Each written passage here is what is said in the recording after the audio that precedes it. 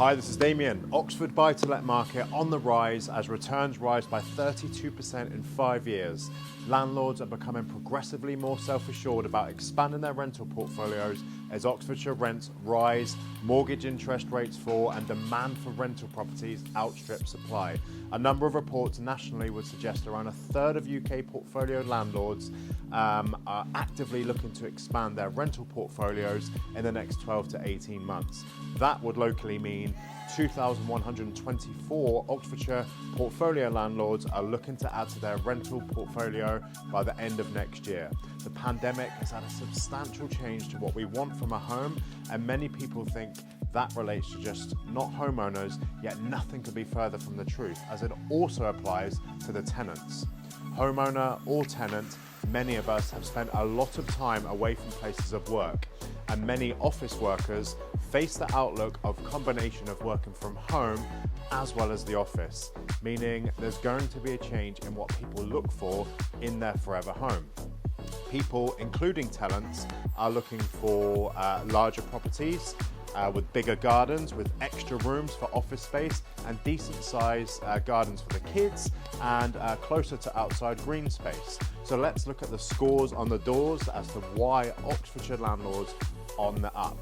Oxfordshire house prices are 12.2% higher than 5 years ago, and because some Oxford first-time buyers are being priced out of the market due to these house price rises, they are being forced back into the rental market.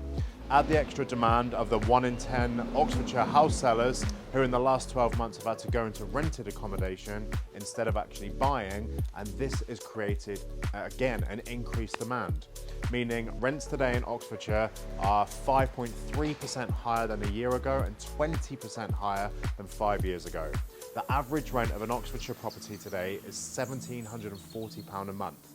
And in previous articles on the Oxfordshire property market, I was talking about the lack of properties to buy, yet that issue is also there in the British rental property market. And now we need to look at the supply of rental properties.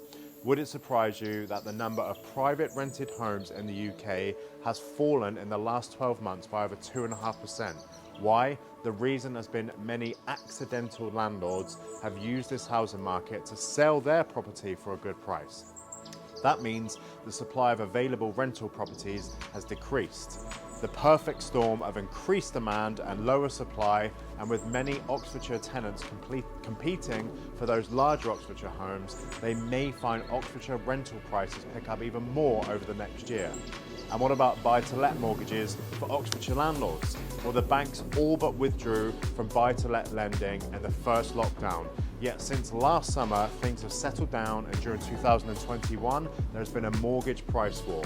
Oxfordshire landlords can borrow 60% of the value of their buy-to-let property on a 2-year fixed rate of 1.18% from platform, and even those with a 20% deposit can borrow the money at 2.49% 2-year fixed rate from the mortgage works. Those looking for a fix a little longer can get 1.44% from the mortgage works and 1.79 at 75% from Santander.